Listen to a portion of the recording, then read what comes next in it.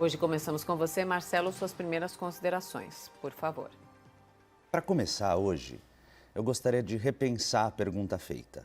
É uma intromissão alguém apresentar uma opinião, fazer um pedido público, manifestar uma ideia? Em uma democracia, a pluralidade de pensamento é fundamental.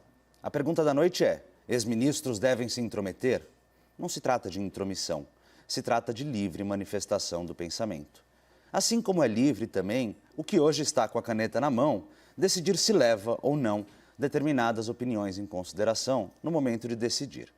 Ressignificando a questão e olhando ela de um local democrático, as críticas, as contribuições, pedidos e oferta de ajuda de ex-ministros e ex-presidentes do Banco Central são muito bem-vindas e necessárias.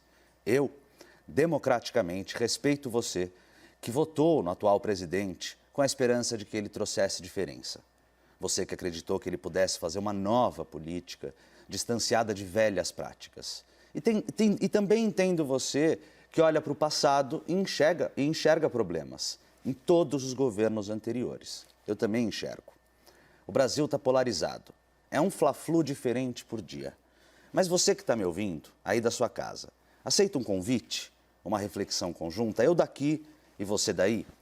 Para, respira fundo e se acalma. Pensa nos últimos 20 anos de Brasil. Eu não sei a sua idade, onde você nasceu, onde cresceu, também não sei os desafios que você enfrentou na vida. Mas nos últimos 20 anos, teve alguma coisa boa que os governos anteriores fizeram por você? Uma única coisa? Eu te faço essa pergunta porque a carta, hoje em debate, é assinada por ex-membros de outros governos. E eu não quero que você, logo de saída, já faça cara feia para a carta só porque ela tem o dedo de pessoas que foram de outras gestões. Quantas vezes não criticamos o PSDB? E mesmo assim, quantas vezes você que está aí na sua casa já não comprou remédios genéricos na vida? Ou melhor, alguém aí se lembra da inflação antes do FHC criar o Plano Real? Indo para outro polo, quantas vezes a gente já não criticou o PT? E quantas pessoas a gente conhece que saíram da extrema miséria graças, justamente, ao PT? Antes de fazermos cara feia para a orientação ideológica dos nossos interlocutores, a gente precisa se abrir para respeitosamente garantir o direito de falar, o direito dos nossos interlocutores de falar e tentar entender aquilo que eles estão dizendo. A carta dos ex-ministros tem o seguinte título, abro aspas, uma convergência necessária. Será que hoje, Caio, a gente vai conseguir dialogar e, quem sabe, chegarmos juntos nessa convergência necessária? Bom diálogo a nós. Nossa, reitero 100%. O bom diálogo é sempre muito bem-vindo. Caio, suas primeiras considerações, então, por favor. Conte com isso, doutor, até porque, pelo menos nessa parte inicial, haverá um raro momento de convergência absoluta, né? Retomando rapidamente a pergunta do debate aí para o telespectador. Ex-ministros devem se intrometer no governo? Bom, eu não vejo qualquer problema em críticas e propostas formuladas por membros de governos anteriores, mesmo que elas não sejam pertinentes no seu mérito e ainda que elas sejam inexequíveis na prática, né? Isso porque eu sou um defensor, assim como o doutor, da liberdade de expressão e do pleno exercício dos direitos políticos por todo e qualquer cidadão, inclusive ex-ministros. Mas aquele que atira a pedra, sendo ele pecador, também se torna alvo. E ao longo do debate, eu acho válido explorar as manifestas contradições entre as ações do passado, né, e o discurso de agora por parte dos signatários da carta. É preciso que o espectador considere o seguinte fenômeno, né, como estão todos abraçados em oposição ao governo Bolsonaro, de certa forma eles se tornam imunes às críticas de uma imprensa cada vez mais enviesada. Mas aqui nós estamos para oferecer um contraponto em nome da pluralidade tão prezada pela CNN. Né? A repercussão dessa carta ela se deu principalmente, né, em razão dos seus ilustres signatários, um ex-presidente da República, ex-ministros, ex-presidentes do Banco Central, do BNDES, é só primeiro escalão. Ou seja, a carta ela já nasce embalada pelo famigerado argumento de autoridade. Por isso, esse é o primeiro ponto que eu pretendo endereçar nesse debate. Vamos começar pelo embaixador Rubens Recupero, ex-ministro do Meio Ambiente, ex-ministro da Fazenda do governo Itamar Franco. Então, sobre esse distinto senhor, que foi recentemente entrevistado aqui no programa, é digno de nota o inesquecível escândalo da parabólica. Em 94, antes de iniciar uma entrevista e sem saber que estava sendo televisionado para milhares e milhares de lares ao redor do Brasil, o senhor Recupero proferiu a seguinte pérola da malandragem em rede nacional: eu não tenho escrúpulos. O que é bom, a gente fatura, o que é ruim, a gente esconde. Isso é praticamente uma confissão de falta de transparência com o cidadão brasileiro, o que ensejou a sua renúncia. E não bastasse esse embaraçoso fato biográfico, adivinha a ocupação do senhor Recupero entre os anos de 2004 e 2018, auge da corrupção no Brasil. Ele foi membro do Conselho do Odebrecht, uma empresa que se notabilizou por ter um departamento dedicado ao pagamento de propinas a políticos. Outra signatária da carta é a senhora Zélia Cardoso de Mello, empossada pelo seu primo, Fernando Collor, como ministra da Fazenda em 1990.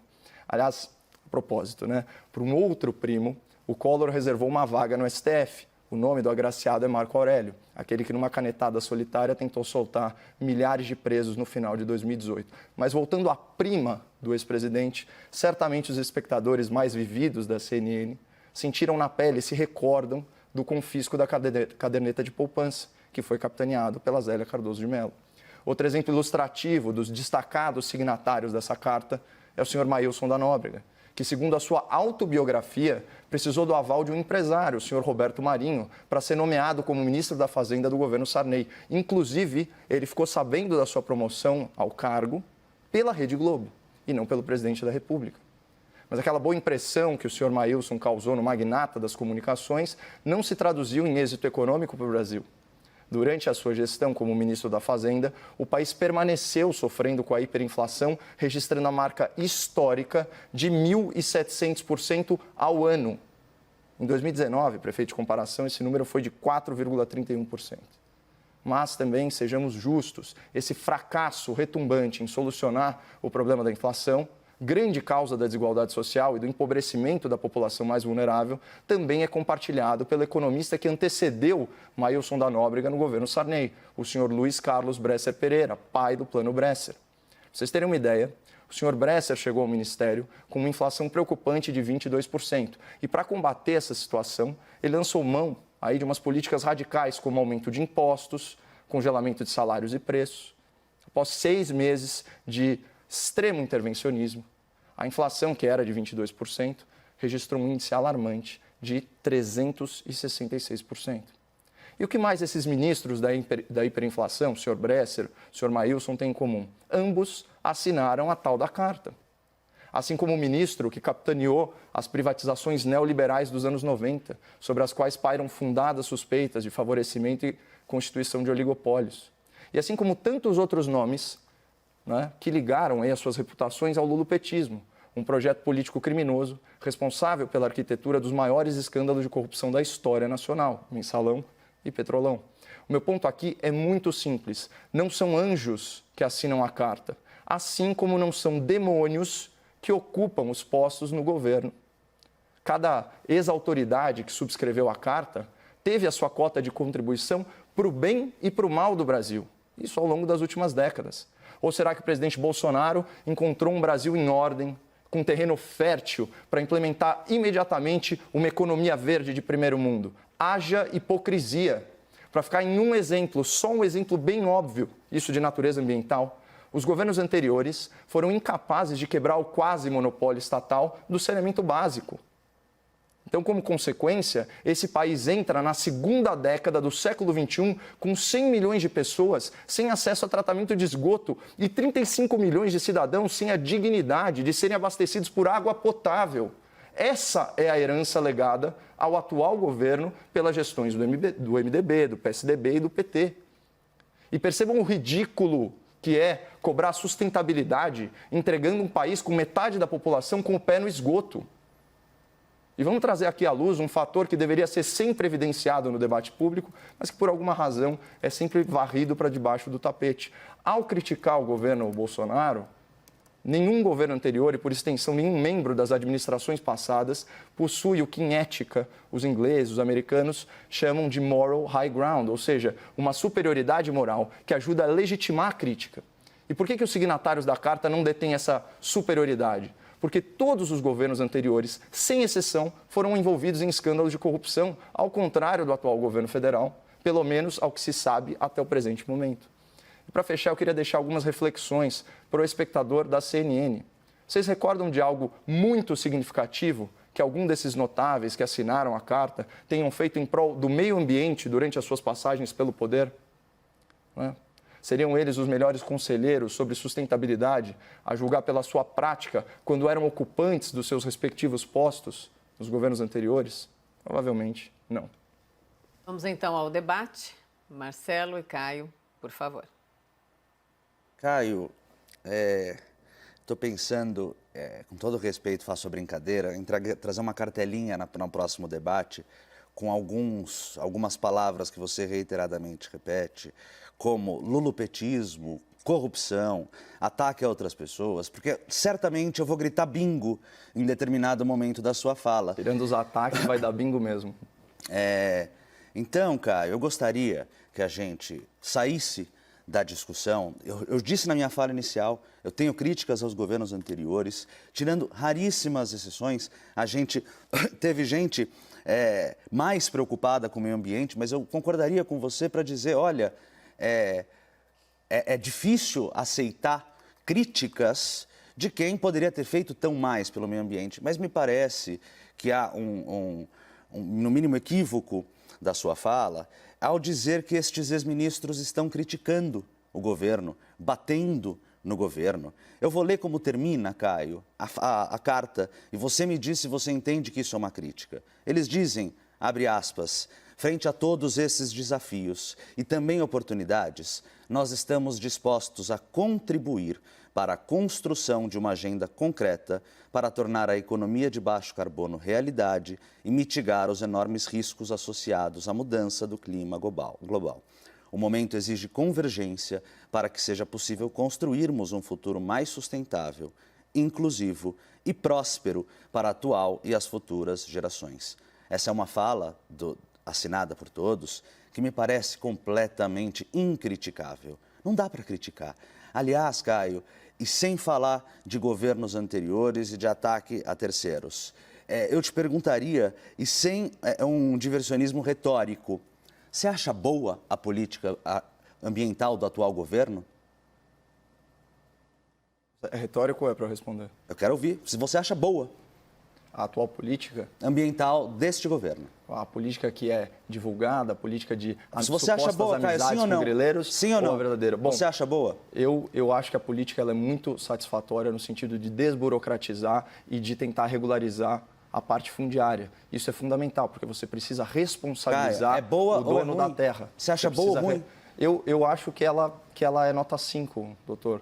Assim como várias coisas. Com nota 5? A gente pode até discordar. Eu colocaria uma nota bem baixa. Jamais. Então, jamais. por que a gente não pega juntos e a gente tenta aqui construir, dizer, olha, governo, eu aceito que você olhe para o passado e diga que você não gosta das pessoas que estiveram no passado. Governo, eu aceito que você critique o nosso passado, mas por que a gente aqui, nesse espaço tão importante, a gente não dirige nossas falas ao governo para dizer o seguinte, governo, Ministério do Meio Ambiente, Ministério da Economia, vocês têm que agir juntos. Esse é o novo mundo. Esse não é o novo normal pós-Covid. Esse é o novo normal de um mundo que hoje, e eu falei que eu abordaria essa questão nas minhas próximas falas, a gente tem, e eu sugiro ao nosso telespectador que jogue no Google as 3 letras, esse acrônimo, ESG.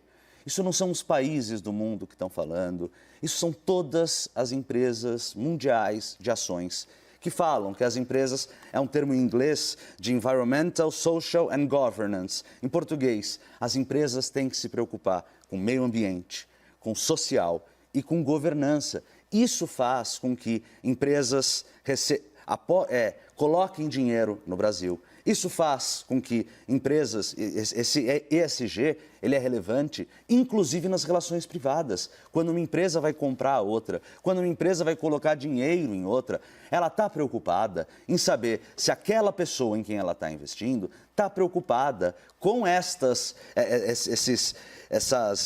questões tão importantes hoje no mundo. E é por isso que na minha fala inicial eu disse que tanto faz se a gente é ambientalista, capitalista ou as duas coisas. Hoje, isso é muito relevante, não só no Brasil, mas no mundo inteiro. Então, a gente tem que parar para pensar se o governo tem tido políticas ambientais muito melhores do que nota 5, eu não concordaria com você com a nota, políticas sociais importantes e políticas de governança, políticas de auditoria, solidez financeira, independência das pessoas e, principalmente, transparência na hora de divulgar os seus dados. Só a título de curiosidade, qual nota que você daria, Marcelo? Para a política ambiental do governo? Olha, Caio, eu diria que talvez 0, eu ainda estaria otimista. E para o governo anterior, por assim dizer, da Dilma O Rousseff? governo anterior, de acordo com a própria minha fala, ele não está em debate, Caio. Eu queria que a gente mantivesse... Não, mas eu estou te perguntando também, a nota do Ministério do Meio Ambiente também não dá uma nota, não se acovarde. Você me fez uma pergunta, eu respondi. Caio, que eu gosto qual foi a nota do governo Dilma Rousseff, Marcelo? Eu gosto de falar sobre aquilo que eu estudei. Não se acoelhe, dê a sua resposta. Cara, porque o que me impressiona, agora é a minha fala, já que você se recusa a responder, não estou me recusando agora é a minha fala. Tá, então pense aí na nota. Eu precisaria estudar o assunto, eu não vim hoje estudado para isso, Caio. Peraí, doutor. Os recordes de desmatamento, todos os recordes de desmatamento se deram durante o governo lulopetista, olha lá, o seu bingo, né? Inclusive os recordes de queimada, é só pesquisar, 2004, 2009, estude um pouco a fundo e você vai ver. Então, assim, se fosse o gabarito ideal, né? Realmente a nota do Ministério do Meio Ambiente pode ser muito baixa, principalmente no aspecto de comunicação, onde ele está perdendo a guerra narrativa e deixando o protecionismo europeu praticamente tirar a Amazônia das nossas mãos. Mas, enfim, o ponto é o seguinte, em comparação com outros governos, por incrível que pareça, é muito melhor. Até porque as queimadas, como eu já tive a oportunidade de trazer para o espectador da CNN, ela está dentro da média histórica, até menor que a média histórica, esse suposto recorde de junho, isso segundo informações do próprio portal G1. Agora, endereçando aí as suas falas, Marcelo, você não manda no debate e muito menos na minha fala, né? Como diriam os italianos, qui comando io. Então, assim, eu levo o debate para onde eu bem entender, inclusive para refrescar a memória aí dos nossos... Isso, Caio, você não respeita o tempo. Por favor, não me interrompa que eu não te interrompi. As regras do debate me impedem de te interromper na sua primeira fala e vice-versa. Claro, mas as regras do debate postas me permitem a interrupção e a sua interrupção também. As regras da educação, elas mimetizam o comportamento do outro debatedor. As regras postas para nós dois, são as mesmas regras. Debatedores, Marcelo e Caio, debatedores, por gentileza, né? Vamos manter a educação entre os dois, educação para quem nos acompanha e vamos seguir então no debate. Quando um estiver falando, o outro precisa ouvir, porque senão quem nos acompanha não ouve nada. Caio, por favor. Claro, e a boa educação estipula que você permita, num diálogo, que o outro termine o seu raciocínio. Então, um excelente programa na CNN, foi ao ar ontem, justamente sobre isso.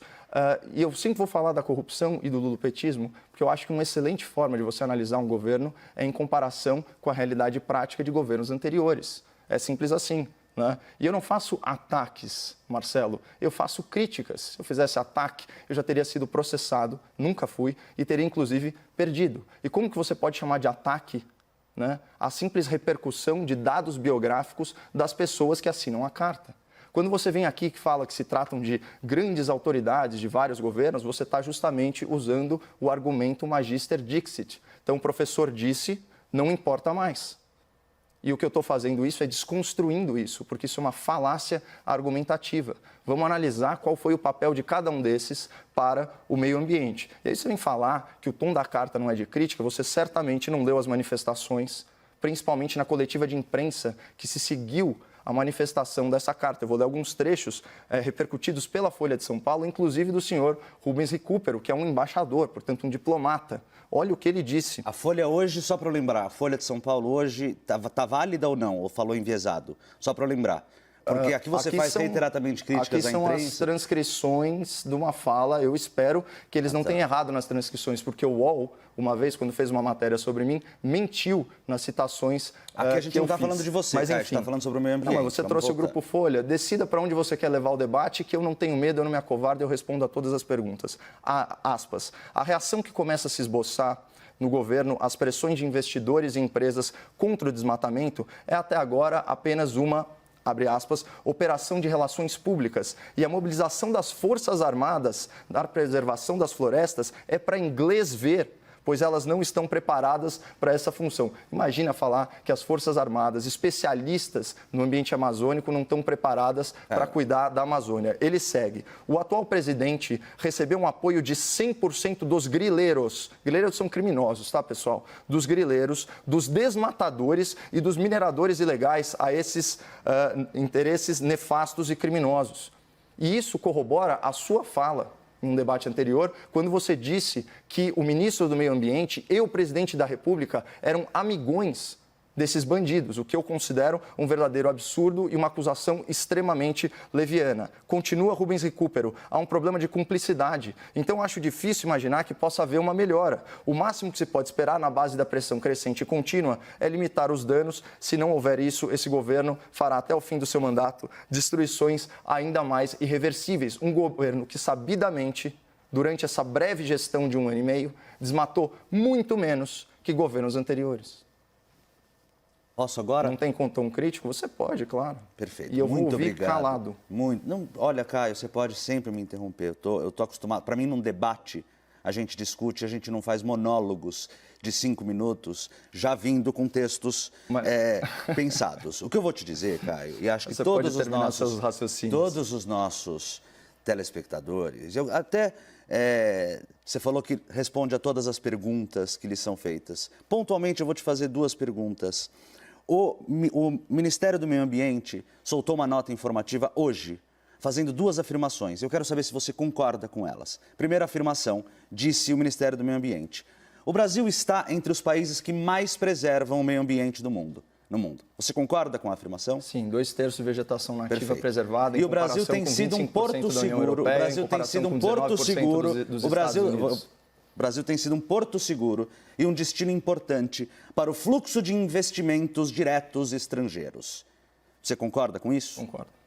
A gente realmente, daqui a pouco, eu acho que a gente vai estar discutindo se a Terra é ou não redonda, porque é inacreditável, com todo respeito, é inacreditável que alguém que tenha assistido notícias, que esteja vendo o mundo, as empresas, e como eu disse na minha fala inicial, é evidente que existem agendas aí que não são claras, mas o mundo não é nem preto, nem branco, nem 8, nem 80, ou é isso ou é aquilo. Existem agendas mundiais, interesses por trás? Existem. A gente pode parar para discutir e tirar das críticas o excesso, e cortando a gordura.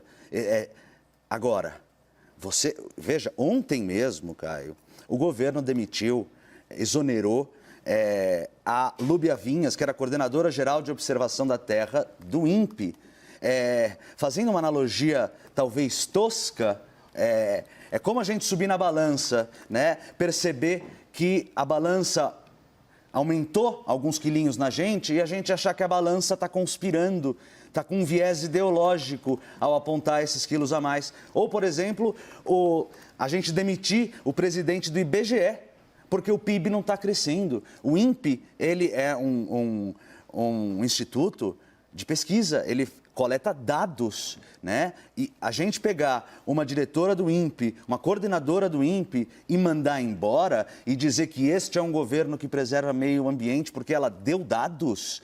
E veja, é bom até a gente fixar bem, riscar no chão, né? Olha, daqui eu passo, daqui eu não passo, porque, de fato, se você concorda com o ministro do Meio Ambiente, e se quem está nos ouvindo concorda com o ministro do Meio Ambiente, que o Brasil está, entre os países que mais preservam o meio ambiente do mundo, e 2, que o Brasil tem sido um porto seguro e um destino importante para o fluxo de investimentos diretos estrangeiros, a gente risca a faca no chão, porque a minha mãe me dizia antigamente, quando eu era pequenininho, eu falava: mãe, eu não quero tomar banho, eu não quero ir para a escola.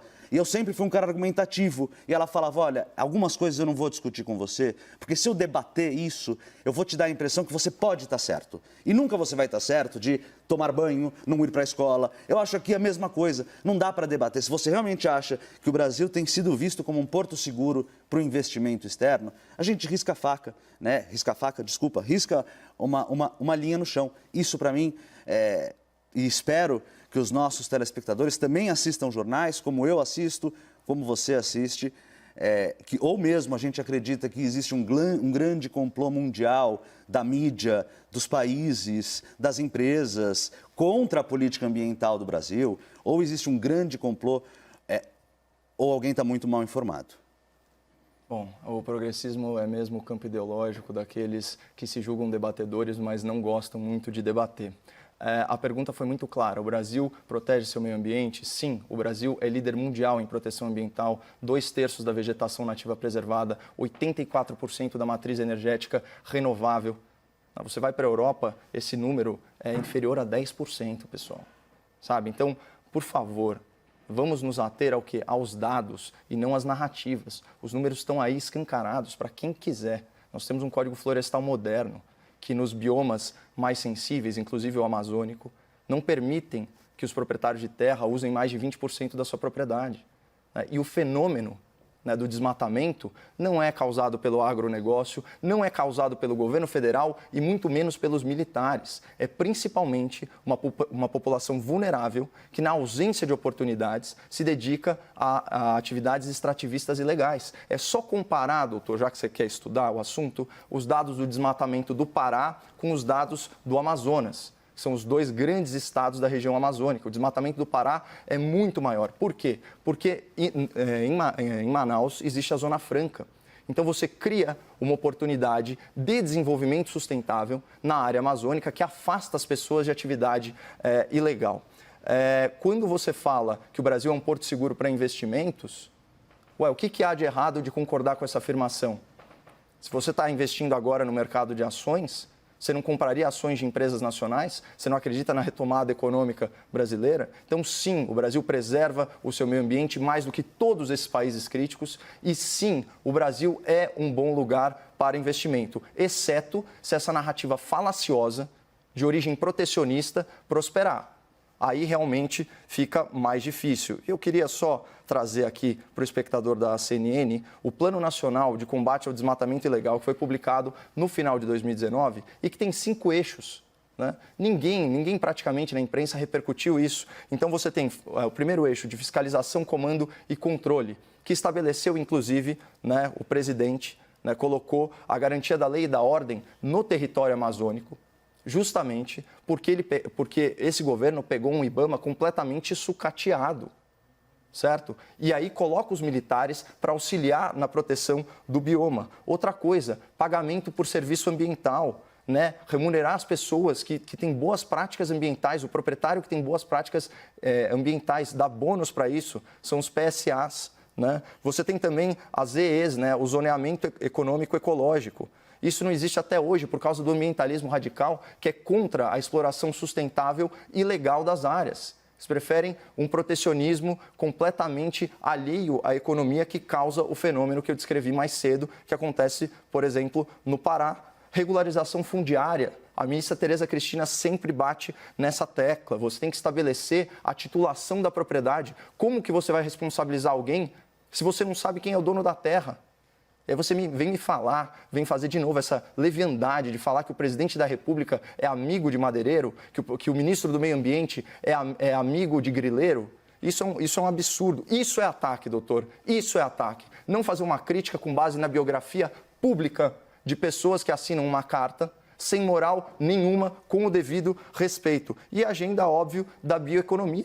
Esse é o 5º eixo desse programa, que foi publicado no final de 2019 e que ninguém conhece. Por quê? Porque só se divulga a narrativa de que a Amazônia está em chamas, né? De que a fuligem que cobriu São Paulo veio da floresta amazônica, que nunca antes na história desse país houve um caos tão grande, quando todo o recorde de desmatamento se deu justamente nos governos apoiados e com participação dos signatários da Carta. É elementar, é hipocrisia pura.